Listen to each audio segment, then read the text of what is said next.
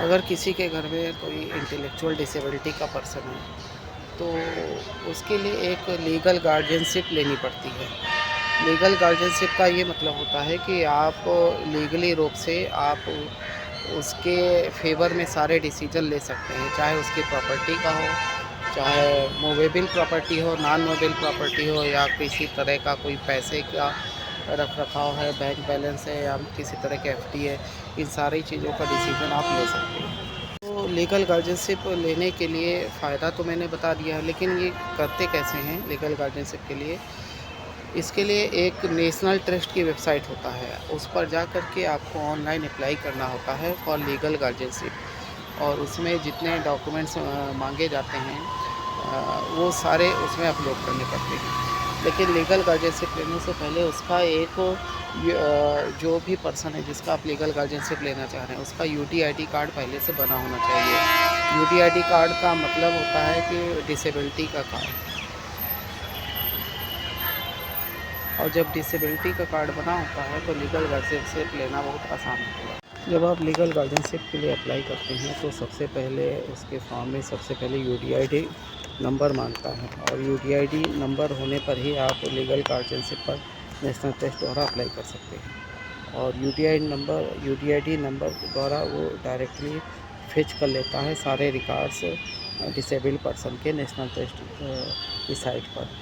और ये सारे रिकॉर्ड फेच करने के बाद जो अदर्स डिटेल्स होती हैं वो सारी डिटेल्स मांगी जाती हैं। और फिर फॉर्म को ऑनलाइन अप्लाई करने के बाद उसमें एक्चुअली मैं ये भी बता देता हूँ क्या क्या चीज़ें मांगी जाती हैं। जैसे कि जो डिसेबल्ड पर्सन होता है उसका एड्रेस प्रूफ मांगा जाता है। दूसरा, जो पर्सन लीगल गार्जियनशिप लेना चाह रहा है उसका कंसेंट मांगा जाता है, उसका आधार मांगा जाता है, और 2 विटनेस के मांगे जाते हैं आधार कार्ड, और एक फैमिली फ़ोटो मांगी जाती है। और इस फैमिली फ़ोटो में जो डिसेबल्ड पर्सन होता है वो सेंटर में होना चाहिए। उसके दोनों साइड में जो लीगल गार्जियनशिप के लिए जो पर्सन अप्लाई कर रहा है वो दोनों साइड में 2 पर्सन भी हो सकते हैं, तो लेफ़्ट और राइट दोनों साइड में होनी चाहिए। और उसके बाद इन सारे डॉक्यूमेंट्स को ला करके जो डिसेबिलिटी बोर्ड का ऑफिस होता है उसके अंदर सारे डॉक्यूमेंट्स को यहाँ पर सबमिट करना पड़ता है। तो आज मैं यहाँ लखनऊ में आया हूँ, लखनऊ में ही मेरा घर है। तो लखनऊ में ये कैसाबाग बस स्टैंड के बगल में है, फ्रंट में ही कैसाबाग बस स्टैंड का जो फ्रंट साइड है उसकी से लगी हुई बाउंड्री वॉल में ही दिव्यांगजन सशक्तिकरण बोर्ड का ऑफिस है। ये नारी शिक्षा निकेतन के ठीक सामने पड़ता है। और यहाँ मैं ऑफिस में आया हूँ, अभी 11 बजा हुआ, लेकिन अभी यहाँ का स्टाफ वो अवेलेबल नहीं है जो डॉक्यूमेंट्स को सबमिट करता है। अब इनके आने के बाद मैं इनके डॉक्यूमेंट्स को सबमिट करूँगा। साथ ही साथ में 2 एफ़िडेविट उसमें लगते हैं। एफ़िडेविट 1 में क्या होता है, उसमें आपको ये इस बात की शपथ लेना होता है कि जो भी डिसेबल्ड पर्सन है उसके नाम जो भी प्रॉपर्टी है उसकी देखभाल की ज़िम्मेदारी मैं लेता हूँ। अगर उसके नाम प्रॉपर्टी नहीं है तब भी लिखना पड़ता है कि जो डिसेबल्ड पर्सन है उसकी सभी प्रकार की चल अचल संपत्ति शून्य है, और लेकिन मैं इसके लीगल रूप से सभी प्रकार की देखभाल की ज़िम्मेदारी मैं ले रहा हूँ। और दूसरे एफ़िडेविट में कुछ घोषणा करनी पड़ती है कि वो किस तरह से मैं भारत का नागरिक हूँ और मैं मानसिक रूप से स्वस्थ हूँ और मेरा सोर्स ऑफ इनकम है और मैं किसी दूसरे पर डिपेंड्स नहीं हूँ और मैं उसकी देखभाल कर सकता हूँ। इस तरह की घोषणा भी इसके अंदर करनी पड़ती है। के अकॉर्डिंग सारे डॉक्यूमेंट जमा करने पड़ते हैं। सबसे पहले तो डिसेबल्ड पर्सन का यूटीआईडी कार्ड होना ज़रूरी है।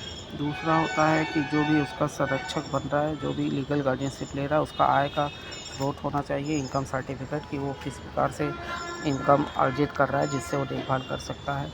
तीसरा, परिवार के सभी सदस्यों का आधार कार्ड, और अगर उसके माता पिता की डेथ हो गई या फैमिली में किसी प्रकार के और फैमिली मेम्बर की डेथ हुई तो उनका डेथ सर्टिफिकेट होना चाहिए। एक ग्रुप फ़ोटोग्राफ होना चाहिए, जो कि मेरा गलत हो गया था, जिसे मैं फिर से लगा रहा हूँ। और ग्रुप फ़ोटोग्राफ की स्पेशल फ़ीचर ये है कि जो डिसेबल पर्सन है वो सेंटर में होना चाहिए और उसके साइड में दोनों तरफ वो पर्सन होने चाहिए जो लीगल गार्जियनशिप ले रहे हैं, और 2 लोग गार्जियनशिप ले सकते हैं। अगर कोई फ़ीमेल है तो उसके लिए एक फ़ीमेल गार्जियनशिप भी ज़रूरी होता है, तो 2 लोग गार्जियनशिप ले सकते हैं। और एक फॉर्म 16(1) भरना होता है, जिसमें एक्चुअली ये कंसेंट देना होता है कि मैं लीगल गार्जियनशिप ले रहा हूँ, मैं पूरी तरह से उसके लीगल गार्जियनशिप लेने के लिए सक्षम हूँ। और फैमिली के अदर मेंबर्स का एनओसी उस पर सिग्नेचर होता है कि इनको लीगल गार्जियनशिप बनाने पर मुझे कोई ऑब्जेक्शन नहीं है। और राशन कार्ड की फ़ोटोकॉपी लगती है, 2 गवाह का आधार कार्ड लगता है, ऑनलाइन फॉर्म तो भरना ही होता है। और ये 2 एफ़िडेविट है जिनकी बात मैं कर रहा था। पहले एफ़िडेविट में देना होता है कि इसकी चल अचल संपत्ति का पूरी तरह से मैं देखभाल करूँगा, और अगर उसकी चल अचल संपत्ति शून्य है तो तब भी देना पड़ता है कि हम उसकी चल अचल संपत्ति शून्य है और मैं उसकी देखभाल करूँगा। और दूसरा ये है कि मैं पूरी तरह से सक्षम हूँ, मैं उसकी देखभाल कर सकता हूँ, मैं भारत का नागरिक हूँ, मानसिक रूप से स्वस्थ हूँ और कोई आपराधिक इतिहास नहीं है।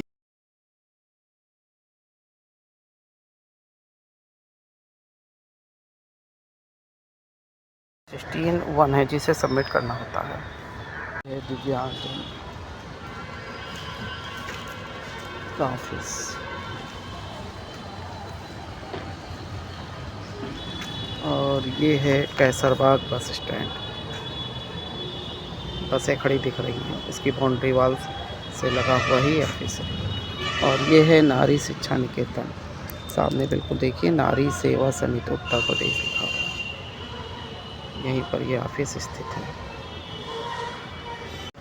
फाइनली देर से ही सही लेकिन आज मेरा काम हो गया है। और काफ़ी लेट में मैम आई थी, और उसके बाद मैंने सारे डॉक्यूमेंट्स जो थे उसके सबमिट कर दिए हैं। और उसमें कुछ एडिट की ज़रूरत थी, जो मैंने ऑनलाइन फॉर्म सबमिट किया था उसमें कुछ एडिटिंग की ज़रूरत थी। तो एक्चुअली फॉर्म सबमिट करने के बाद उसे लॉक कर दिया जाता है, लेकिन मैंने लॉक ओपन कर दिया था। एक एप्लीकेशन मांगी थी लॉक ओपन करने के लिए, जो मैंने उन्हें दिया था। उसके बाद उन्होंने लॉक ओपन कर दिया, और जो भी मुझे एडिट करना था, जैसे उसमें फ़ोटो मुझे एडिट करके दूसरी डालनी थी, और फॉर्म 16(1) को अपलोड करना था, और कुछ थोड़ी और छोटी-मोटी चेंजेस थी जो मैंने कर दिया, और सब फाइनली फॉर्म सबमिट कर दिया है। और उसके बाद अब मैम ने बताया था कि अगले स्टेप ये होगा कि इसमें वेरिफ़िकेशन होगा, कुछ पर्सन आपके घर जा सकते हैं, वो वेरीफ़ाई करेंगे जो आपने डिटेल दी वो सही है कि नहीं सही है। उसके बाद लोकल लेवल कमेटी ऑर्गेनाइज़ की जाती है, जो किसी दिन ऑर्गेनाइज़ की जाएगी, और उसमें डीएम जो होता है उसके मेन उसका चीफ होता है, जिसके देख रेख में पूरी मीटिंग का आयोजन किया जाता है।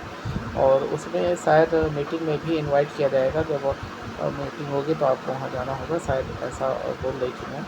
और उसके बाद फाइनल डिसाइड होगा कि आपको लीगल गाइडेंशिप आपको दे दिया जाएगा, अगर सारी डॉक्यूमेंट सारी फॉर्मेलिटीज़ पूरी होंगी। आज मैंने जो जानकारी दी है वो लीगल गार्जियनशिप के बारे में है। अगर आपको ये लीगल गार्जियनशिप की जानकारी आपके लिए काम की है या किसी के काम की है, और तो हमारे चैनल को लाइक कर दीजिए, सब्सक्राइब कर दीजिए। और साथ ही साथ मैंने जो जानकारी दी है वो मुझे आवश्यकता पड़ी तो मैंने इसके बारे में जानकारी पता की और सारे स्टेप किए, और जिसको जब आवश्यकता पड़ती तभी उसके एरिया में वो काम करता है, तो मुझे ज़रूरत पड़ेगी इसलिए मैंने पता किया, सही जानकारी मुझे मिली। और जो मुझे पता चला, जैसे जैसे स्टेप पता चला वो सारा मैंने अपलोड कर दिया है, और जिससे आपको भी फ़ायदा हो सके। अगर कोई पर्सन लीगल गार्जियनशिप लेना चाहता है तो वो इस ज़रिए मेरे बताए हुए रास्ते से या इस मेथड से वो ले सकता है। तो अगर जानकारी सही लगी तो मेरे चैनल को लाइक और सब्सक्राइब कर दीजिए। और ये बैठा हुआ है प्रज्ञान सरकार, जो गेम खेलने में लगा हुआ है। Okay, thank you.